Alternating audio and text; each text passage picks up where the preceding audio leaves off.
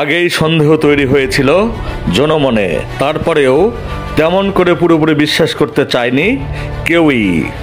RAB 12 জাল ছিন্ন করে বের করে এনেছে রহস্যে আড়াল করে রাখা হত্যা কাহিনী। তাই বলে ছেলের হাতে মাখন? মা ছেলের ভালোবাসা কি এতটাই ঠুনকো? মায়ের প্রতি আপন ছেলের কিসের এত রাগ যে শেষ পর্যন্ত মাকে হত্যা করতেই হলো? ভাবতে গিয়ে অবাক হয়েছেন অনেকে, ভয়ে শিউরে উঠেছেন কেউ কেউ। বগুড়া জেলার দুপচাঁচিয়া উপজেলা শহরের জয়পুরপাড়া মহল্লায় 10 নভেম্বর রোববার দুপুরে সংঘটিত হত্যাকাণ্ডের মাত্র একদিন পর 12 নভেম্বর মঙ্গলবার প্রেস ব্রিফিংয়ে ওই হত্যাকাণ্ডের রহস্য উন্মোচন করে র্যাব 12।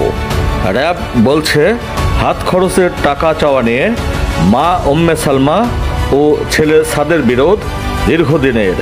প্রেমের সম্পর্ক এবং অনলাইনে জুয়া খেলার বিষয়টিও যুক্ত হয়েছে সেই বিরোধে। ছেলে সাদের বখে যাওয়ার বিষয়টি কি কোনো রকমে টের পায়নি বাবা দুপচাঁচিয়া দারুস সুন্নাহ কামিল মাদ্রাসার ভাইস প্রিন্সিপাল মাওলানা আজিজুর রহমান? মা ছেলের বিরোধের কথা কি জানতেন না তিনি? পরিবারের বিষয়ে উদাসীন থেকে কেবলই কি সম্পদ অর্জনের পিছনে ছুটেছেন মাওলানা আজিজুর রহমান? আর সেজন্যে বুঝি ঘটনাটিকে নিছক ডাকাতি বলে তিনিও মনে করেছিলেন। কিশোর বয়সের সাদ আপন মায়ের হত্যাকাণ্ড ঘটিয়ে অনেকটাই ধীর স্থির ছিল। ছক কষেছিল ডাকাতির ঘটনা প্রচার করার জন্য, আর তাৎক্ষণিকভাবে সফলও হয়েছিল সে।